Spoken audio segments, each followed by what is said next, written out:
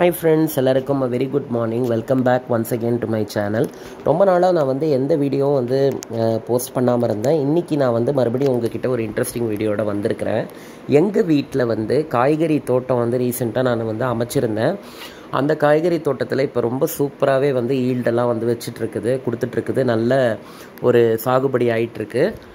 இன்றைக்கி நம்ம ஒரு அறுவடை வீடியோ தான் பார்க்க போகிறோம். எங்கள் வீட்டில் என்னெல்லாம் காய்கறி செடி இருக்குது, அதில் இப்போ எவ்வளோ காய்கள் இருக்குது அப்படின்றத ஒரு வீடியோவாக போட்டு உங்கள் எல்லாருக்கிட்டையும் காமிச்சிட்டு நம்ம அதை ஷேர் பண்ணிக்கலாம், பகிர்ந்துக்கலாம் அப்படின்ட்டு இந்த வீடியோ நான் போட்டுட்ருக்கிறேன். ஸோ வீடியோ எண்ட் வரைக்கும் பாருங்கள். கண்டிப்பாக உங்களுக்கு ரொம்ப இன்ட்ரெஸ்டிங்காக இருக்கும். அதே மாதிரி கொஞ்சம் விஷயங்கள், புது விஷயங்கள் உங்களுக்கு தெரிய வரும். ஸோ இதில் இப்போ என்னென்னு பார்த்தீங்கன்னா, நான் எங்கள் வீட்டோடைய முன்னாடி ஒரு பிளான்டர் பாக்ஸ் மாதிரி அவங்க பண்ணி கொடுத்துருந்தாங்க. அதை நம்ம எதுக்கு வேஸ்ட் பண்ணணும் அப்படின்ட்டு சொல்லி தக்காளி ஒரு 2 தக்காளி செடியும் ஒரு 3 கத்திரிக்காய் செடி, ஒரு பச்சை மிளகாய் செடியெலாம் வச்சுருந்தேன். இது பார்த்துக்கோங்க, நல்ல ஊதா வரி கத்திரிக்காய் எவ்வளோ சூப்பராக வந்துட்டுருக்குன்னு பாருங்கள். தக்காளியில் எவ்வளோ நிறையா பழுத்தே போச்சு அப்படின்ட்டு நீங்கள் பார்த்துருப்பீங்க. காயெல்லாம் நல்லா சூப்பராக பழுத்துருக்கு. இந்தளவுக்கு எனக்கு அறுவடை கிடைக்கும்ட்டு நான் எதிரே பார்க்கல. இது பியூர்லி ஆர்கானிக்காக தான் நான் எடுத்துகிட்டு போயிருக்கிறேன். அதாவது மாதத்துக்கு ஒரு டைம் பஞ்சகாவியாவும், ஒரு டைம் இந்த ஃபிஷ் அமினோ, மீன் அமிலம் தண்ணியில் கரைச்சி ஊற்றுறது.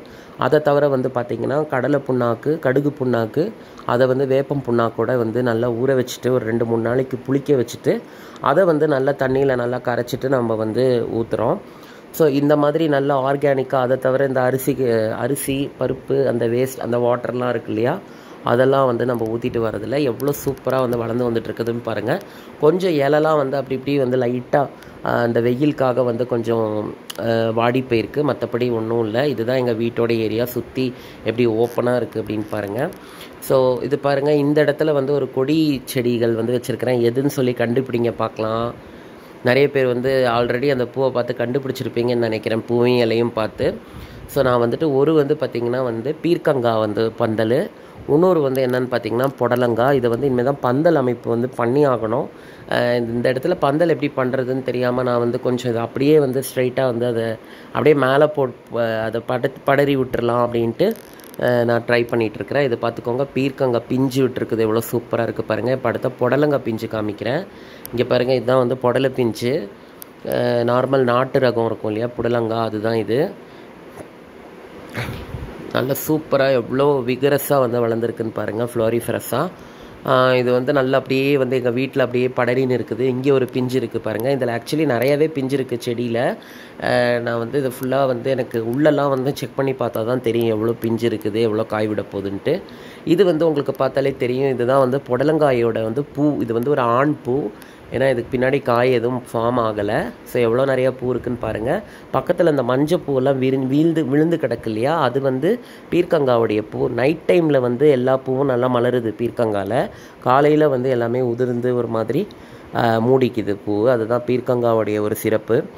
ஸோ இப்போ இந்த இடத்த பாருங்கள், நான் எவ்வளோ சூப்பராக அமைச்சிருக்கிறேன். ஃபுல்லாக நல்ல மக்கிய மாட்டு எருங்க. இன்னொரு விஷயம், மண்கிழவியில் நல்ல மக்கிய மாட்டு எரு, வேப்பம் புண்ணாக்கு நல்லா சேர்த்துக்கிட்டோம் அப்படின்னா செடிக்கு வேர்பூச்சி, செடியில் பூச்சி தாக்குதல்லாம் ரொம்ப கம்மியாக இருக்கும். அதே மாதிரி வேப்ப எண்ணெய் கொஞ்சமாக சோப்பில் கரைச்சிட்டு நீங்கள் நல்லா ஸ்ப்ரே பண்ணலாம். அப்போ நல்லாவே ரிசல்ட் வரும்.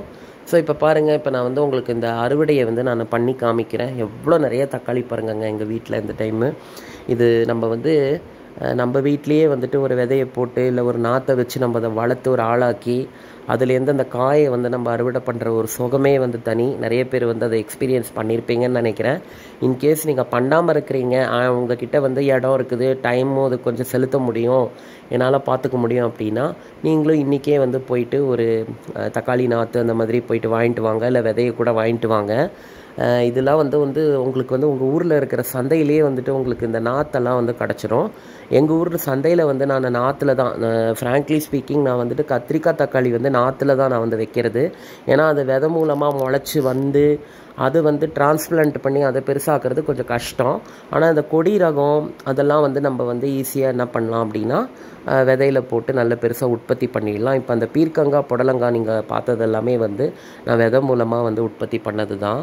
ஸோ இது பாருங்கள் எவ்வளோ சூப்பராக எவ்வளோ நிறைய தக்காளி பாருங்கள், பச்சை பச்சையாக வந்து இது வந்து எல்லாமே வந்து பார்த்திங்கன்னா நல்லாவே வந்து பழுத்துருச்சு. அதனால் வந்து நான் எடுக்கிறேன். சிலதெல்லாம் வந்து முத்தி போச்சு, அதனால தான் நான் வந்து எடுத்துகிட்ருக்கிறேன். அதாவது சில காயெல்லாம் வந்து பார்த்திங்கன்னா ரொம்ப வெயிட்டுக்காக வந்து அப்படியே கத்திரிக்காய் செடி மேலே போய் சாஞ்சிருச்சு. அதனால் நம்ம வந்து அதையும் எடுத்துடலாம் அப்படின்ட்டு இப்போ நான் கத்திரிக்காவையும் எடுத்து காட்டுறேன். எவ்வளோ சூப்பராக ஒரு காய் வந்திருக்குன்ட்டு. ஒரு கையில் வந்து கேமராவும் இருக்குது, அதனால் கொஞ்சம் நான் கேர்ஃபுல்லாக எடுத்துகிட்டு உங்களுக்கு நான் காமிக்கிறேன் பாருங்கள். தோ பாருங்கள் ஃப்ரெண்ட்ஸ், கத்திரிக்காய் இவ்வளோ சூப்பராக இருக்குது. இது வந்து சாம்பாரோ குழம்புலையோ இதுலேயோ நீங்கள் போட்டு சாப்பிட்டிங்கன்னா ரொம்ப சூப்பராக இருக்கும். இதில் எந்த விதமான நம்ம கெமிக்கல்ஸ் வந்து யூஸ் பண்ணாமல் நம்மளே வீட்டில் வந்து இயற்கையாக எடுத்து பறிக்கிற சோகம், அதை வந்து சாப்பிட்ற டேஸ்ட்டே வந்து சுத்தமாக வேறு மாதிரி இருக்கும். ரொம்ப அல்டிமேட்டாக இருக்கும். ஸோ பார்த்துக்கோங்க எவ்வளோ நிறைய ஈல்டுன்னு பாருங்கள். இதுதான் வந்து எங்கள் வீட்டில் இருக்கிற செடிகள்லேருந்து எனக்கு இன்றைக்கி கிடச்ச ஈல்டு. ஸோ இது வந்து ஃப்ரண்ட் சைடில் இருக்கிற தோட்டத்தை வந்து நான் காமிச்சிட்டேன். இப்போ நான் அப்படியே என்ன பண்ணுறேன்னா எங்கள் வீட்டுக்கு பேக் சைடு, அதாவது வீட்டோடைய சைட்லேயும் வந்துட்டு நான் நிறையா கத்திரிக்காய் தக்காளிலாம் போட்டிருக்கிறேன். அதையும் வந்து உங்களுக்கு காமிக்கிறேன். இப்போ நம்ம வந்து ஒரு வீட்டில் வந்து இப்போ ஒரு 4 பேர் இருக்கோம் அப்படின்னா ஒரு 5 தக்காளி செடி ஒரு 5 கத்திரிக்காய் செடி வச்சிங்கன்னா உங்களுக்கு ஒரு வாரத்துக்கு போதுமான ஈல்டு. நீங்கள் வந்து ஒரு வாரம் விட்டு ஒரு நாள் நீங்கள் எடுத்துகிட்டே இருக்கலாம். ஒரு 1/2 கிலோ ஒரு 3/4 கிலோ அந்த குவான்டிட்டியில் நீங்கள் எடுக்கலாம். இன்னுமே நிறைய வேணும்னா அதுக்கேற்ற மாதிரி நீங்கள் இடம் இருக்குது என்கிட்ட நீங்கள் அதுக்கேற்ற மாதிரி செடிகள் வந்து வச்சுக்கலாம். ஸோ இது பாருங்கள், இது எங்கள் வீட்டுடைய சைடில் நான் சொன்னேன் இல்லையா, இதில் எவ்வளோ தக்காளி வந்து காய்ச்சி அப்படியே தொங்கிட்டு இருக்கு பாருங்கள். இது ஒன்று மட்டும் நம்ம எடுத்துடலாம். நல்லா பெருசாகிட்டு அப்படியே கலர் லைட்டாக மாறுது. இந்த ஸ்டேஜில் எடுத்து நீங்கள் வீட்டுக்குள்ளே வந்து போட்டு வச்சிட்டிங்கனாலே இது பழுத்துரும். அதுதான் இதோடைய சிறப்பு. பாருங்கள் எவ்வளோ பெருசாக இருக்குது. அந்த வெயிட் அதால் தாங்க முடியாமல் அப்படியே வந்து இது தொங்குது பாருங்கள். அந்த இடத்துல எவ்வளோ நிறையா இருக்குது பாருங்கள். இங்கே ஒரு 4 தக்காளி செடி நான் வச்சுருக்கிறேன். இந்த இரும்பு ராடை வந்து என்ன பண்ணியிருக்கிறேன்னா நான் வந்து சப்போர்ட்டுக்காக நான் வச்சுருக்கிறேன். ஏன்னா வந்து இந்த கோலு குச்சியெல்லாம் வந்துட்டு பெண்ட் ஆகிடும். மழை டைம்லலாம் அது வந்து ஒரு மாதிரி கரையானெலாம் அட்டாக் பண்ணிட்டு அந்த குச்சியே வந்து வேஸ்ட் ஆகிடும்.